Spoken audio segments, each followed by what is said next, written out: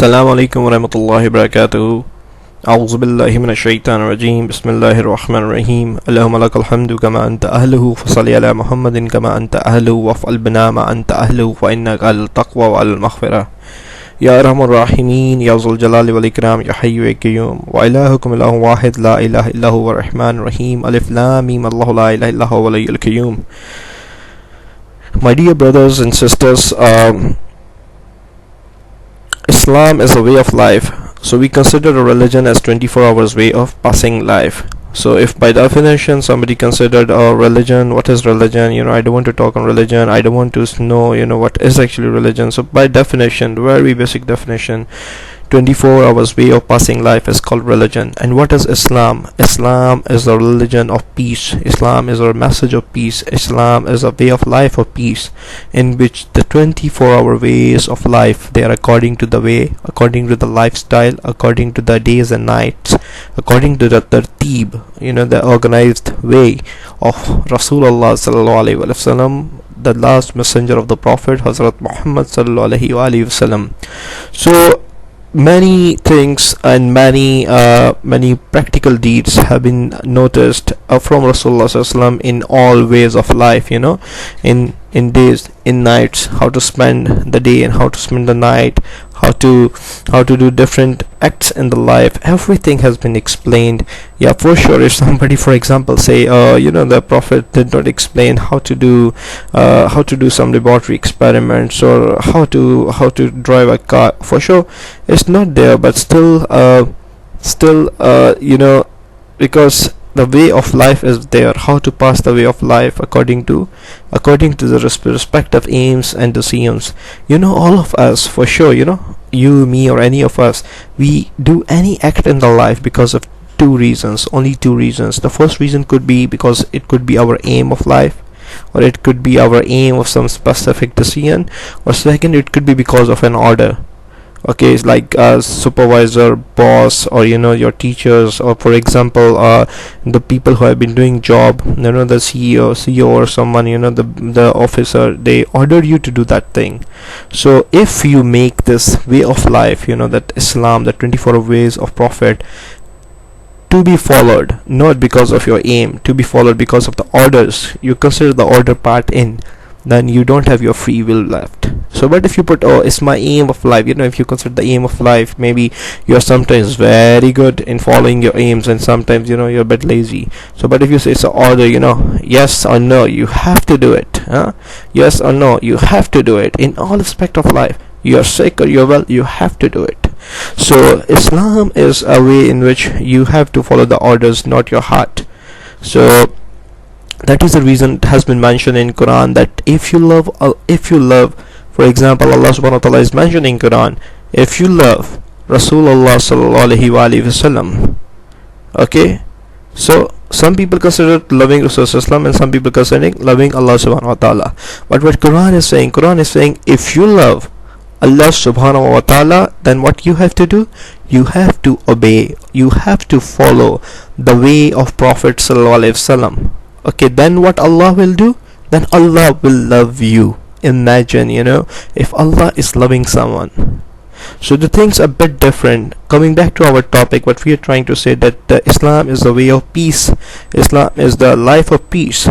So Islam never allow you to go and beat someone, to fight with someone, to kill someone. That is totally ridiculous if somebody considered that Islam allows you to do all this stuff.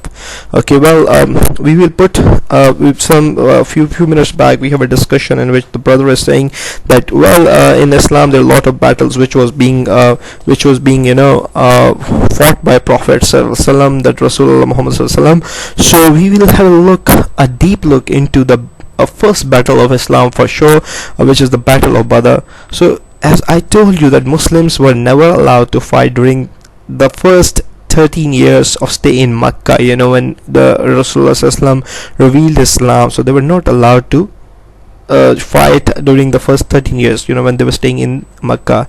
Even if they were tortured, even they were turned out from their houses, they were never fought back. So after the migration of the Prophet Muhammad sallallahu alaihi wasallam from Makkah to Medina, Prophet Rasulullah, he established the relations with the non-Muslims in the form of agreements, laid down contracts, and just for a reason so that a harmony of friendship is being made, and they can have a foundation of Islamic State. So the Battle of Badr was the first battle, brothers, in the history of Islam where the enemies were three times to the believers. The Muslim army was like consisting of just 313 Sahaba, including the Rasulullah, 70 camels, 2 horses, and total of 8 swords. So it was noticed, that the Prophet Muhammad was sharing a camel ride with Abu Lubaba radiallahu, just like others were sharing the rides. So the enemy, was like 1,000 in numbers, totally well equipped, 700 camels and 100 horses. Just imagine. And now what we'll do, we will analyze all this battle for sure, just for our sake, what we learn out of this battle. We will divide it into like all the events before the battle, during the battle, and after the battle, and we'll see what actually we are trying to learn out of it.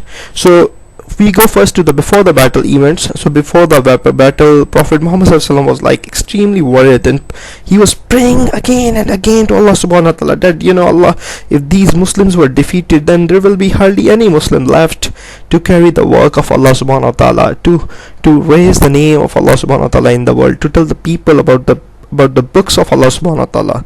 So this whole scenario was explained in Surah Al-Anfal. Is tastakhisuna rabbakum fastajaba lakum anni mumidukum bil alfi min al malaikati murdifina wa ma ja'allahu illa bashara wa litamta'ina bihi kalubakum wa man nasru illa min indallahi innallaha azizun hakim. That is, when you pray to Allah subhanahu wa ta'ala, Allah subhanahu wa ta'ala accepted your prayers, saying that Allah will help you with 100 into 10 angels, that is 1,000 angels, which will come in succession till the job is done. So Allah subhanahu wa ta'ala is doing this to give you good tidings and for satisfaction of the hearts. So victory comes only from Allah subhanahu wa ta'ala. Allah is mighty wise. So we are saying that Syrian army or Pakistani army or Mujahideen, they will fight and win. No, Quran is saying the victory comes only from Allah subhanahu wa ta'ala, and Allah is mighty wise. So Allah subhanahu wa ta'ala is announcing this help in the form of angels, so that Allah subhanahu wa ta'ala give a physical evidence to the believers for the satisfaction of their hearts. So Allah is further saying that do not think that this help is from angels. This help is from angels. That is, I am sending the angel, but this help is not from angels. I am the one who is sending this help.